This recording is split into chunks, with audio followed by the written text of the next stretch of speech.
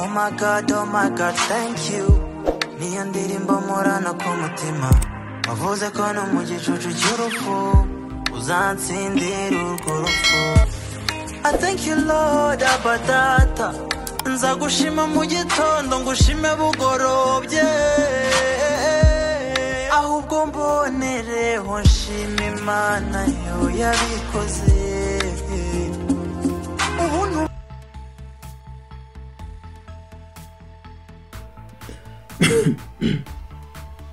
yewe mbuze uko ntangira ikiganiro. Hari inkuru ibabaje cyane twasanze ku rukuta rw'umuhanzi Yvan Buravan uyu munsi ku itariki 17 z'ukwezi kwa 8 2022 ku isaha ya saa 7 z'ijoro ku rubuga rwa Instagram rw'umuhanzi Yvan Buravan hasohotse itangazo ry'incamugongo ku bakunzi b'uyu muhanzi rivuga ko Yvan Buravan yitabye Imana. Mana we, ndumva ntari kubasha kurisoma ariko reka nihangane ndibasomere.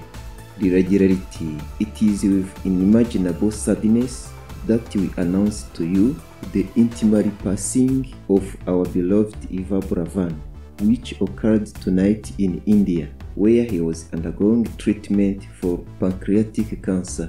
Yvan Buravan was a genuine soul that radiated happiness to everyone around him. He motivated all of us to love our country and our culture.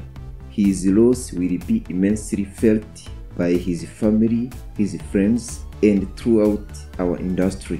We are certain that our community will remain united as we go throughout this unspeakable tragedy.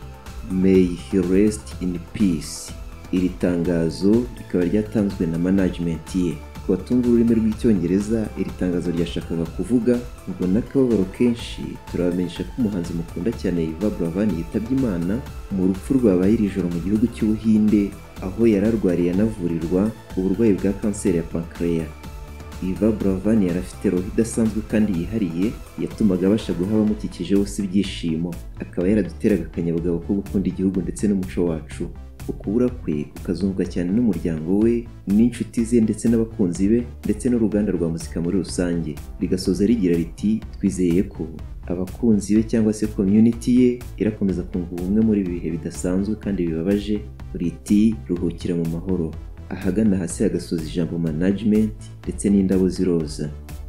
Ejo ku isaha ya saa 4 z'amanywa nibwo twabonye kuri Instagram y'inyarwanda.com post yagiraga iti, abakristo gatolika bateraniye muri kiliziya yitiriwe Mutagatifu Dominiko bazirikana umuririmbyi Burabyo Yvan uzwi nka Yvan Buravan, bamwereka Imana bamwifuriza gukira vuba nyuma y'igihe kitari gito gishize ari kwa muganga. Padiri Ngororabanga Benjamin watuye igitambo cya misa yavuze ko mu minsi iri imbere hazategurwa misa yihariye yo gusengera uyu muhanzi wamamaye mu ndirimbo zirimo Marayika. Murumva ko na mbere yuko yitaba Imana arabamuzirikanaga mu isengesho. No mu minsi ibiri ishize uwahoze ari umunyamakuru uzwi ku mazina ya Tijara Kabendera yapostinze ku rukuta rwa Instagram yagize ati, Imana ikomeze ikorere mu baganga, imbaraga zayo zirahambaye, Imana turacyamukeneye. Ashyiraho akayemoji k'ibiganza bibiri bifatanye bireba hejuru n'umutima. Ibyo byabaye mu gihe kimwe umunyamakuru uzwi ku izina rya Fata ku mavuta yacaga abantu igikuba apostinga ku rukuta rwe rwa Instagram agira ati, inkuru y'incamugongo ni uko hari umuhanzi ukomeye hano mu Rwanda umaze gupfa. Abantu benshi baramwatatse bati twizere ko atari Yvan Buravan uri kuvuga. Uyu muhanzi agiye yanditse amateka kuko yakoze indirimbo nyinshi zakunzwe n'abanyarwanda batari bake, duhereye kuri Bindimo, Marayika, Ninjye Nawe. Izi akaba yarazikoze mu mwaka wa 2016, hakaza Just Dance, Mary Did You Know nk'indirimbo ya Noheli, akaba yitwa This Love. Izi zikaba zaramenyekanye cyane mu mwaka wa 2017, akaba yitwa Heaven, akaba yitwa Oya, nazo mu mwaka wa 2018 zari zigezweho, akaba yitwa With You, Garagaza, Sibel 2019 murazibuka, Changirangi, Farewell, Feel It. Izi zose tuvuze akaba yarizisohoye kuri album yise The Love Lab, ubwo yazimurikaga mu gitaramo cyaryoheye benshi mu kwezi kwa 8 ku mwaka wa 2019. Ntiyarikiye aho, yarakomeje aririmba indirimbo yise Inkuru, aririmba Ndagukunda,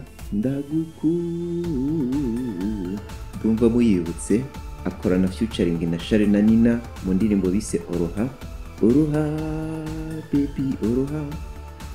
uramfite bibi oroha ubu ntanakimubura kuko mpari na. Iyo ndirimbo Buravan yari ayirimo abantu benshi bayizi nk'iya Sharonanina ariko ni ya Yvan Buravan. Yakomeje n'iyitwa True Love, kaza Low Key. Izi zose tuvuze nizo yakoze mu mpera z'umwaka wa 2019 no mu mwaka wa 2020. Mu mwaka wa 2021 akora iyo yise Foreign Affairs, akorana featuring na Epasi, bakora remix ya Sibel, akorana featuring n'umunyekongo witwa Gaz Mawete mu ndirimbo bise Tulale. Akaba yarakomeje n'indirimbo yitwa Supermento. It's so special baby girl Magalanai, so I love that, la la la la la la. I know my girl, she loves me, and she loves that I do too. Yeah, yeah, yeah, yeah. She knows. Yeah, I know. So this is Memories. Umunsi nk'uyu nguyu biba bitatworoheye kwakira kubura umuhanzi ukomeye nka Yvan Buravan. Inganzo yakaba yisoreje ku ndirimbo zitandukanye tugiye kubabwira. Hari yitwaye aye watayizi, utwo dutego tunteganye nzanywe no kudukatakatakataka tatatatata nirebera ibindeba ibitandeba ndeba hirya.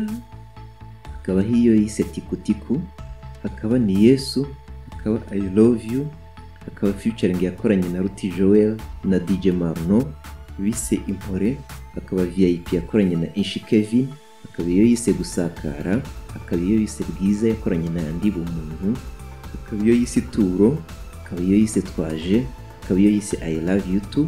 Izi zose tuvuze nizo muri uyu mwaka. Akaba yarasoreje ku iyo yise Big Time, yasohoye ku itariki 28 z'ukwezi kwa gatandatu k'uyu mwaka.